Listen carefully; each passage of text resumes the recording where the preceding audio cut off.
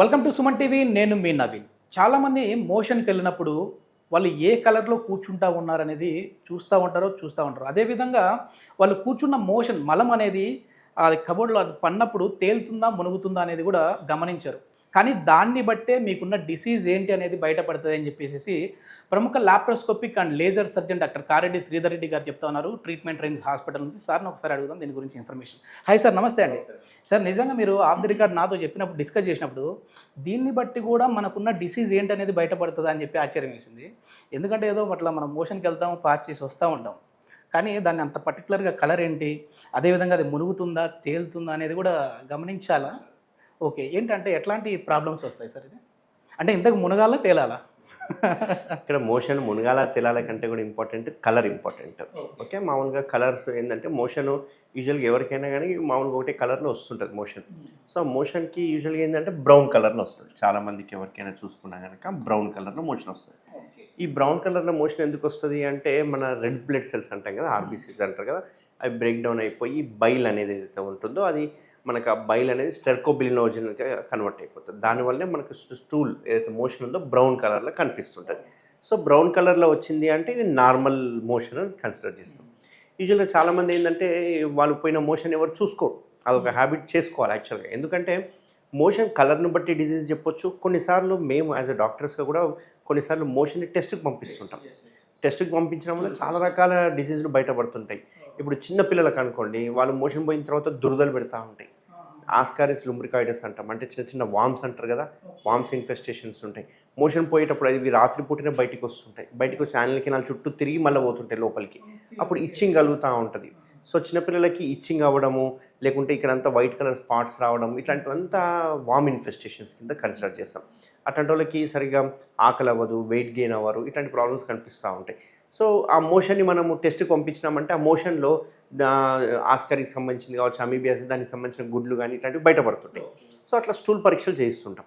అదే పెద్దవాళ్ళకి చూస్తుంటే కనుక మోషన్లో బ్లీడింగ్ అవుతుంది అనుకోండి, మోషన్ మనం బ్లీడింగ్కి పంపిస్తాం. మనం అకల్ట్ బ్లడ్ అంటాం దాన్ని.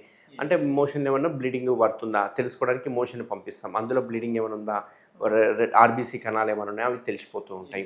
అంతేకాకుండా ఇంకా కొన్ని రకాలు చూసుకుంటే కనుక ఇప్పుడు మామూలుగా నేను బ్రౌన్ కలర్ చెప్పాను, అదే ఒకవేళ డార్క్ బ్లాక్ కలర్లో పోయిందనుకోండి, డార్క్ రెడ్ కానీ లేకుంటే బ్లాక్ కలర్లో మోషన్ పోయిందనుకోండి, దీన్నే మనం ఏమంటాము అంటే అప్పర్ జిఐ బ్లీడ్ అంటాం. అంటే కడుపులో మామూలుగా పొట్ట అంటాం, కడుపు అంటాం, స్టమక్ అంటాం. స్టమక్ లేదన్నా చిన్న చిన్న పుండ్లు ఉంటాయి కొందరికి, ఆల్కహాల్ తాగే వాళ్ళకి కావచ్చు, సరైన టైంకి ఫుడ్ తీసుకోకపోయిన వాళ్ళకి, అట్లాంటి వాళ్ళకి చిన్న చిన్న పుండ్లు అల్సర్స్ అంటుంటాం.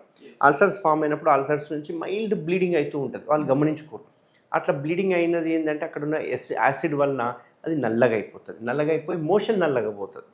సో ఒకవేళ బ్లాక్ కలర్లో మోషన్ పోయింది అంటే కనుక వాళ్ళకి పైనుంచి ఒక ఎండోస్కోపీ చేసి ఈ పైన ట్రాక్లో ఎక్కడన్నా కనుక, అంటే అది చిన్న పెగ్ కావచ్చు, కడుపు కావచ్చు, డ్యూడినం కావచ్చు, ఎందుకన్నా కనుక ఏమన్నా అల్సర్స్ ఉన్నాయా అనేది చూసుకోవాలి. అది చాలా ఇంపార్టెంట్. బ్లాక్ స్టూల్ పోతుంది అంటే మనకి ఇండికేషన్ ఎక్కడో దగ్గర బ్లీడింగ్ అవుతుంది అని అర్థం. అదే ఒకవేళ బ్లాక్ కలర్ కాకుండా డార్క్ బ్లడ్ కలర్లో కనుక మోషన్ పోతే, cherry red colour, so dark blood కలర్లో పోవడము, లేకపోతే మోషన్లో రక్తం పడడము, ఇట్లాంటివి ఉంటే కనుక ఇది ఏం ఇండికేట్ చేస్తుంది అంటే కోలాన్ క్యాన్సర్స్. కోలాన్ అంటే పెద్ద పేగు యొక్క క్యాన్సర్స్ ఏమైనా ఉన్నా కానీ, లేకపోతే పైల్స్, ఫిజరు ఇట్లాంటివి ఉన్నా చూస్తూ ఉంటుంది. ఒకసారి అక్కడ ఏదన్నా చిన్నగా కట్ అయిపోవడము, లేకపోతే అక్కడి నుంచి బ్లీడ్ అవ్వడము, కోలనిక్ అల్సర్స్ అంటాం, అల్సర్స్ డెవలప్ అవ్వడం, ఇట్లాంటివి ఏంటంటే యాక్టివ్ బ్లడ్ ఉంటుంది. ఆ బ్లడ్ మోషన్లో కలిసిపోయి డార్క్ బ్లడ్ కలర్ లాగా కనిపిస్తుంటుంది. అంటే బ్లడ్ పడిపోతూ ఉంటుంది మోషన్తో పాటు. దీనికి డిఫరెన్స్ చూసుకుంటే రెండు బ్లడ్డే, కానీ ఈ బ్లడ్ ఏమో యాసిడ్ వలన బ్లాక్ కలర్ అయిపోయింది, ఈ బ్లడ్ ఏమో ఫ్రెష్ బ్లడ్ లాగా వస్తుంది. సో ఫ్రెష్ బ్లడ్ వచ్చిన ప్రాబ్లమే, డార్క్ బ్లడ్ వచ్చిన ప్రాబ్లమే. సో ఈ రకంగా మనం గుర్తుపెట్టవచ్చు. ఇంకా కొందరికి ఎల్లో కలర్లో మోషన్ వస్తుంటుంది. ఎల్లో కలర్లో, లేకుంటే ఫ్యాటీగా, లేకుంటే ఆయిలీగా, లేదంటే మీరు అన్నారు మోషన్ పడంగానే మునిగిపోకుండా ఫ్లోటింగ్ అవుతుందని, ఇట్లా పైన తేలినట్టుగా ఉండడము, ఫ్లోటింగ్ అవ్వడము, ఇట్లాంటి ప్రాబ్లమ్స్ ఉన్న వాళ్ళు కొందరు ఉంటారు. ఈ ప్రాబ్లం దేని ఇండికేట్ చేస్తుంది అంటే లివర్లో ఇష్యూస్ ఉంటే తెలుపుతుంది అన్నట్టు. లివర్లో కానీ ప్యాంక్రియాస్లో కానీ ఏదైనా ఇష్యూస్ ఉంటే కనుక మోషన్ అనేది ఈ కలర్లో వస్తుంటుంది అన్నట్టు. సో ఇట్లా కనుక వాళ్ళ సిమ్టమ్స్ చెప్తుంటారు, సార్ కూర్చుంటే ఆయిలీ టైప్ వస్తుంది మోషను, తేలికగా ఉంది, అది ఫ్లష్ కొట్టినా మునగట్లేదు, పోవట్లేదు, ఇట్లాంటి సిమ్టమ్స్ చెప్పంగానే వాళ్ళు ఆల్కహాలిక్ లేకపోతే ప్యాంక్రటైటిస్ ఉందా ఇట్లాంటివి అనేది మనం చెప్తూ ఉంటాం అన్నట్టు. సో కొందరికి బీట్రూట్ తింటే బీట్రూట్ కలర్ వెళ్ళడము, లేకుంటే ఆకుకూరలు తింటే ఆకుకూరలు వెళ్ళడం, అవి నార్మలే. కానీ ఎప్పుడైనా ఈ అబ్నార్మల్ మోషన్ పోతే మాత్రం మనం ఖచ్చితంగా ఏదైనా మనం దానికి ముందు తిన్న తర్వాత ఆ కలర్ వస్తే ఓకే నార్మల్, కానీ మనం ఏం తినకపోయినా ఈ ప్రాబ్లం ఉందంటే మాత్రం ఖచ్చితంగా టెస్ట్లు చేయించుకోవాలి. ఇది పైల్స్కి దారితీసే విధంగా ఎట్లా ఉంటుంది, అదే విధంగా పైల్స్ ట్రీట్మెంట్ అంటే చాలా వరకు ఇబ్బందికరంగా ఉండేది ఒకప్పుడు, ఇప్పుడు ఎట్లాంటి టెక్నాలజీ వచ్చింది? సో ఇక్కడ డార్క్ బ్లడ్ పడడం కావచ్చు. ఆ బ్లడ్ పడేది కూడా మోషన్లో చాలా ఇంపార్టెంట్. ఇక్కడ పేషెంట్ చెప్పే సిమ్టమ్స్ని బట్టే వాళ్ళకి ఏముందనేది చెప్పవచ్చు. సో ఒకటి మోషన్ స్టార్టింగ్లో మోషన్లో బ్లడ్ పడుతుందా, లేకపోతే మోషన్తో పాటు బ్లడ్ పడుతుందా, లేకపోతే మోషన్ అంతా పాస్ అయిన తర్వాత బ్లడ్ పడుతుందా, పెయిన్తో పడుతుందా, పెయిన్ లేకుండా పడుతుందా, ఈ ఐదింటిని బట్టి మనము అతనికి ఏముంది అనేది అంచనా వేయచ్చు. సో ఇక్కడ ఏంటి అంటే మోషన్కి స్టార్టింగ్లో బ్లడ్ పడ్డది అనుకోండి ఫిషర్. ఒకవేళ మోషన్ స్టార్ట్ కాకముందే స్టార్టింగ్లోనే బ్లడ్ పడ్డాక మోషన్ వస్తుందంటే ఫిషర్గా చెప్పొచ్చు. కొందరికి మొత్తం మోషన్ అయిపోయిన తర్వాత రక్తం పడుతుంటుంది, అట్లాంటి వాళ్ళకి కూడా ఫిషర్ కింద మనం కన్సిడర్ చేస్తాం. అండ్ మొత్తం అయిపోయిన తర్వాత డ్రాప్స్ చుక్కలు మొత్తం కమోడంతా అయిపోవడాన్ని పైల్స్ కింద కన్సిడర్ చేయాలి. ఇక్కడ నేను చెప్పాను పెయిన్ ఉందా పెయిన్ లేదా అనేది చాలా ఇంపార్టెంట్. ఒకవేళ పెయిన్ఫుల్గా కనుక బ్లీడ్ పడుతుంది అంటే అది ఫిషర్ చెప్పొచ్చు. అదే ఒకవేళ పెయిన్ లేకుండా బ్లీడింగ్ పడుతుంది అంటే అది క్యాన్సర్ అయినా అవ్వచ్చు, లేదంటే ఈవెన్ పైల్స్ అయినా అవ్వచ్చు. దానికి లైట్ తీసుకోకూడదు అసలు. పెయిన్లెస్ బ్లీడింగ్ అనేది. సో ఈ పెయిన్లెస్ బ్లీడింగ్ మాత్రం మనము ఖచ్చితంగా మైండ్లో పెట్టుకోవాల్సి వస్తుంది.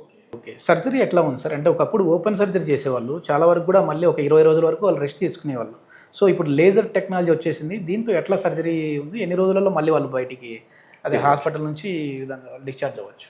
సో ఎప్పుడన్నా కనుక మోషన్లో కనుక బ్లడ్ పడుతుందంటే అలర్ట్ అయిపోవాలి, ఇమీడియట్గా డాక్టర్ చూపించుకోవాలి.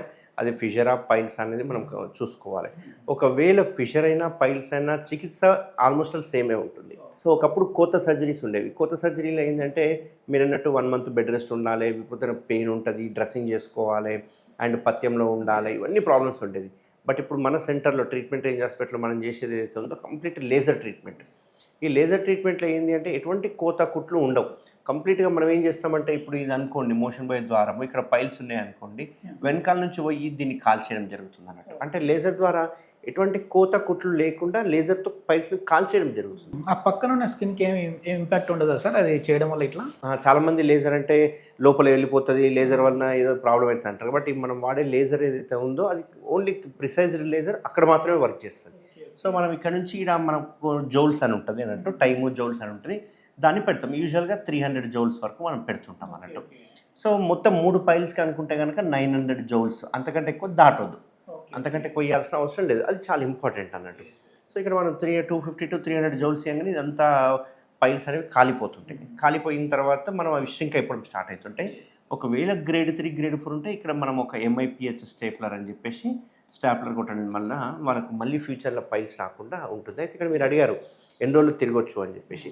బట్ ఈ టెక్నిక్ ఏదైతే ఉందో MIPH కానీ లేకపోతే లేజర్ కానీ టెక్నిక్ చేస్తే వితిన్ 6 to 12 hours డిశ్చార్జ్ చేయడం జరుగుతుంది.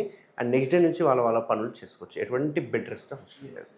ఇది మొత్తానికి మన మోషన్ కలర్ని కూడా బట్టి ఇట్లాంటి డిసీజులు అయితే వస్తాయి.